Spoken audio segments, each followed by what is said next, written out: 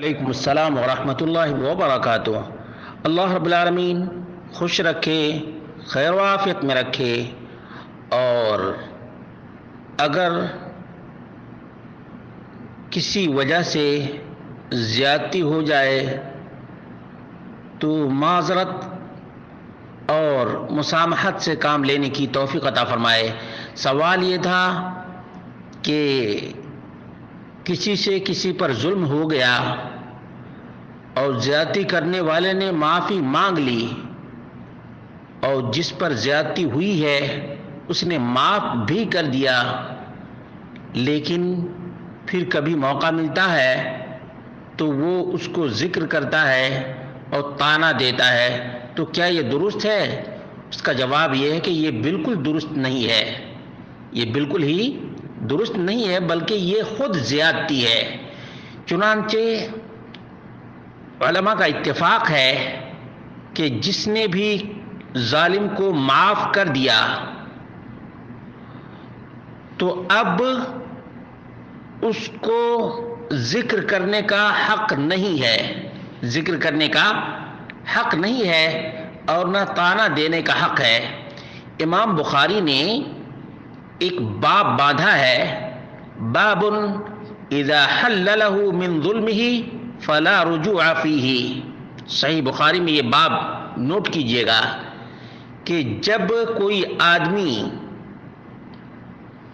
معاف کر دے ظالم کو تو رجوع کا حق اس کو نہیں ہے اور نہ طعنہ دے سکتا ہے۔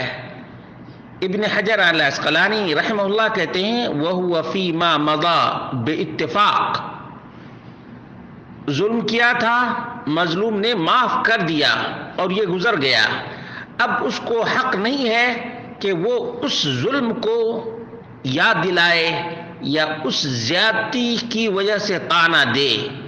فتح الباری جلد نمبر 5 صفحہ نمبر 102۔ اور یاد رکھیں، معاف کرنا بہت ہی عظیم خصلت ہے، اللہ تبارک و تعالی اس کو معاف کر دے گا۔ دنیا میں جو کسی کو معاف کر دے، اللہ تبارک و تعالی اس کو معاف کر دے گا اور حسنہ میں شمار کرے گا۔ اللہ رب العالمین نے فرمایا ان تبدوا خیرا او تخفوه او تعفو عن سوء فإن اللہ کان عفوا قدیرا۔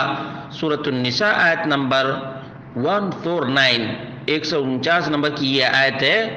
اللہ رب العالمین اس کو معاف کرے گا، او تعفو عن سوء، کسی کو معاف کر دو تو اللہ رب العالمین جو قدیر ہے وہ معاف کر دے گا۔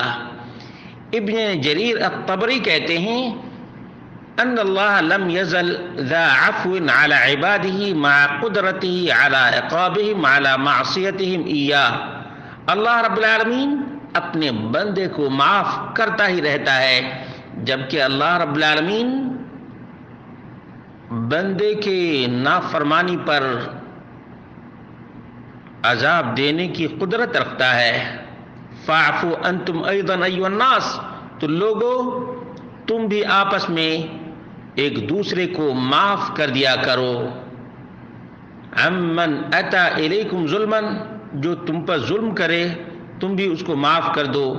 اللہ رب العالمین اپنے نافرمانوں کو جب معاف کر دیتا ہے تو تم بھی ظلم کرنے والے کو معاف کر دو۔ وَلَا تَجْهَرُوا لَهُ بِالسُّوءِ مِنَ الْقَوْلِ، اور برائی سے اس کو یاد نہ کیا کرو۔ معلوم یہ ہوا کہ جب معاف کر دیا ہے تو اس کو طعنہ نہیں دینا چاہیے، طعنہ نہیں دینا چاہیے۔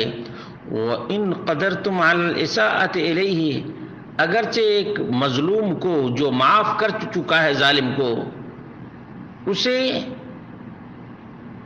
برائی پر قدرت بھی ہے، اس کے باوجود معاف کر دیتا ہے۔ کما یعفو عنکم ربکم مع قدرتہ علی عقابکم وانتم تعصونہ وتخالفون امرہ۔ تفسیر الطبری جلد نمبر 9 صفحہ نمبر 351، کہ جس طرح سے اللہ رب العالمین تمہیں تمہاری نافرمانی پر قدرت کے باوجود معاف کر دیتا ہے، اسی طرح سے تم آپس میں ایک دوسرے کو معاف کر دیا کرو۔ اسی طرح سے اللہ رب العالمین نے فرمایا والذین اذا اصابهم البغی هم ينتصرون وجزاء سیئة سیئات مثلها فمن عفا واصلح فاجره على الله انه لا يحب الظالمین، سورۃ الشورى آیت نمبر 39-40۔ اس میں دیکھا آپ نے فمن عفا واصلح فاجره على الله، جو زیادتی کرنے والے کو معاف کر دے اور معاملے کی اصلاح کر لے تو اس کا اجر کس پر ہے؟ اللہ رب العالمین پر ہے۔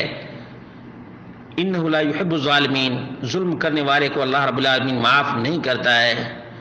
معلوم یہ ہوا کہ مظلوم نے ظالم کو معاف کر دیا ہے، اگر اس کے باوجود، معاف کرنے کے باوجود طعنہ دیتا ہے، اس کو ذکر کرتا ہے، تو یہ خود ظلم کر رہا ہے، اب یہ ظالم ہو گیا، کیونکہ جس زیادتی کو اس نے معاف کر دیا تھا وہ معاملہ رفع دفع ہو گیا، اب مزید طعنہ دیتا ہے تو یہ ظالم ہوگا۔ قال ابن کثیر رحمہ اللہ فشرع العدل وهو القصاص، اللہ رب العالمین نے انصاف کو مشروع قرار دیا ہے اور وہ ہے قصاص، بدلہ ہے۔ وندب الى الفضل وهو العفو، اور اللہ رب العالمین نے مزید فضل اور احسان کی رہنمائی کی ہے، اور وہ کیا ہے جانتے ہیں؟ معاف کر دینا۔ تفسیر ابن کثیر جلد نمبر 7 صفحہ نمبر 212۔ اس لیے میرے بھائیو، آپس میں ایک دوسرے کو معاف کر دیا کرو، اجر اللہ رب العالمین دے گا، لیکن جس کو معاف کر چکے اس کو ذکر نہیں کر سکتے، اگر ذکر کیے یا طعنہ دیے تو یہ خود زیادتی ہوگی۔ پہلے جو مظلوم تھا اب یہ ظالم ہو گیا، کیونکہ جس چیز کو معاف کر دیا ہے اس چیز کا ذکر دوبارہ کر رہا ہے یا طعنہ دے رہا ہے۔